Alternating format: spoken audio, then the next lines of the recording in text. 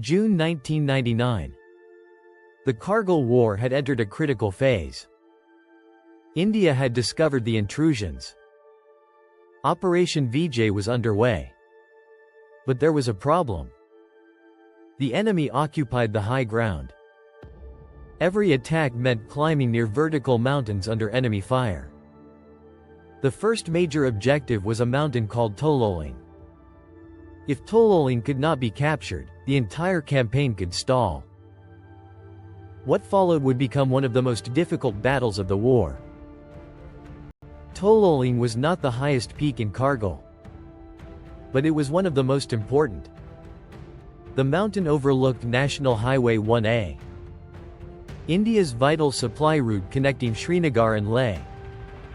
From these heights, military observers could monitor movement below. As long as Tololing remained occupied, Indian supply lines remained vulnerable. The mountain had to be retaken, no matter the cost.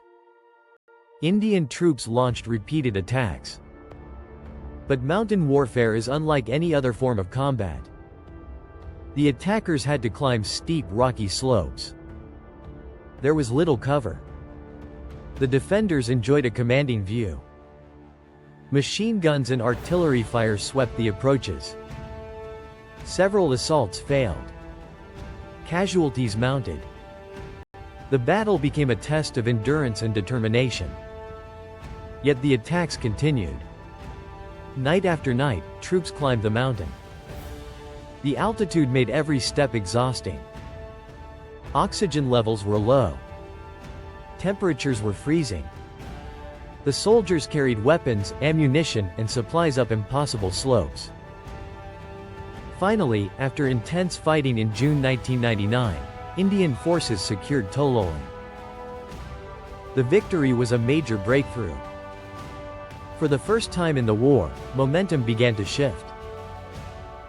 Across India, the news boosted morale. The mountain had been reclaimed. With Tololing secured, attention turned to another objective. Point 5140. This peak dominated surrounding positions. Its capture would further weaken the occupied defenses. Military planners understood its importance. Without Point 5140, future operations would become far more difficult. The next battle was about to begin. The assault on Point 5140 required speed, surprise, and courage. Troops advanced under darkness. The terrain was unforgiving. Steep cliffs, loose rocks, and enemy fire created constant danger. Yet the attackers continued upward. The fighting was intense and often at close range. Every ridge had to be cleared. Every bunker had to be secured. Slowly, the defenders were pushed back. By June 1999, Point 5140 had been captured. The victory carried enormous significance. It opened the way for future operations. It strengthened India's position across the battlefield. And it demonstrated that even the strongest mountain defenses could be overcome. The war was far from over.